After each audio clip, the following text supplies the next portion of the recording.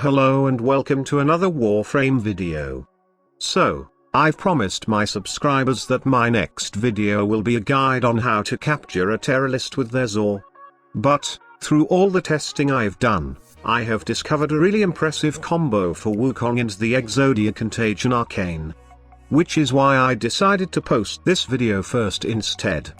So today, we will be taking a look at one of the most fun build that I have for Wukong, the Nuke them all build.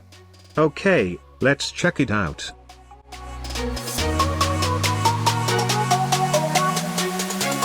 Before I show you guys the build and all other stuff, let me show you first what you need. Of course, you need a Wukong, but you also need a Dagger Zor. So why a dagger, you ask? It's because based from all the tests I've made, daggers are the ones that can utilize the full potential of the Exodia Contagion. In my testings, I find that damage mods like Covert Lethality and Spoiled Strike can boost the damage of Exodia Contagion. Now, pair this with a primed pressure point and some status damage, and your Zor will be a nuclear catastrophe. So how do you build a good Zor for Exodia Contagion? Simple. Build a Dagger Zor which has decent crit chance and high status chance. Based from my testings, Zor and Exodia shares base damage, critical damage and can proc status damage to enemies. In most cases, it procs impact and viral status, and I find equipping my dagger with a radiation damage really beneficial for the Exodia Contagion. Lastly, attack speed mod can speed up the travel time of the projectile.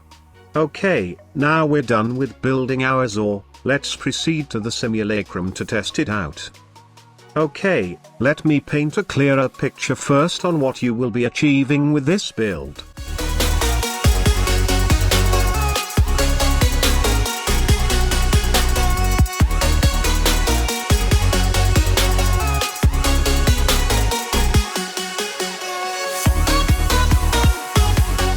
And just like that, all the enemies on this room got wiped out. So, let's check out the Wukong build first.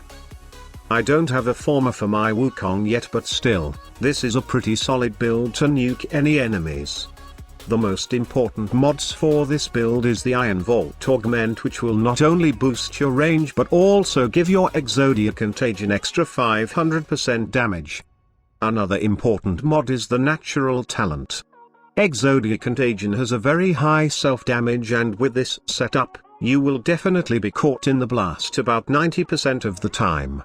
Which is why I really advise that you equip Natural Talent so you can cast Defy, or Cloud Walker, as fast as possible, and get those invincibility frame.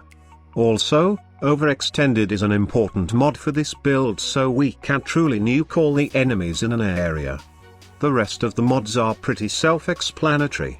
Streamline and Fleeting Expertise, paired with Primed Flow, are there to support our energy consumption. Vitality for survivability, and Hunter Adrenaline to get more energy. If you have the extra former though, I suggest that you add one for this build and equip Speed Drift on the Exilus mod slot for more casting speed. Now, let's take a look at the mods for my dagger. For my dagger, I have Primed Pressure Point, Spoiled Strike and Covert Lethality for more damage. I also added Fury so that the projectile will travel much faster. If you have a Primed Fury though, you can equip it, but you need to add one extra former for that. For my status damage, I choose to go with Radiation, as through all my testings, I find this status beneficial for the Exodia Contagion. However, you can choose what status you would like if you want. Also, I find having two 90% status mod and two dual stat mod more beneficial throughout my testings. Which is why I preferred having this kind of setup. Again, this is just my personal preference, and you can experiment a couple of things on your own, and create your own build for this dagger. Now let's proceed on the process I'm using to nuke enemies. The process is pretty simple. You just aim on the ground, cast your iron jab and then bullet jump while on the air, or just press your jump key once, and then press your melee attack, And lastly, cast Cloudwalker to become invincible. You can also use Defy to gain invincibility, but it will require more energy. Which is why I really prefer having as much casting speed, as I often use Cloudwalker in this process.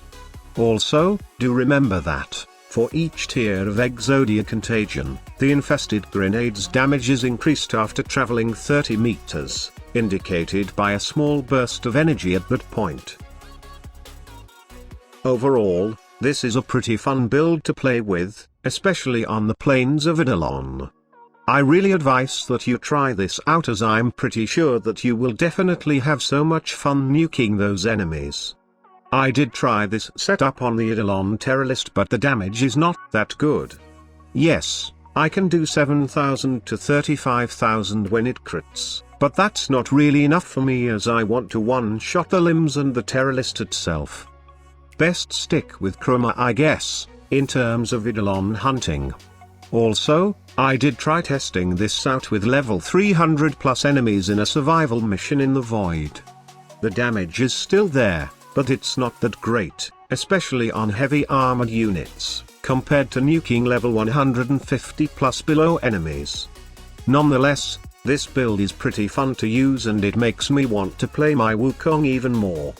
So that's it, guys. Hope that you enjoy watching this video and find it informative.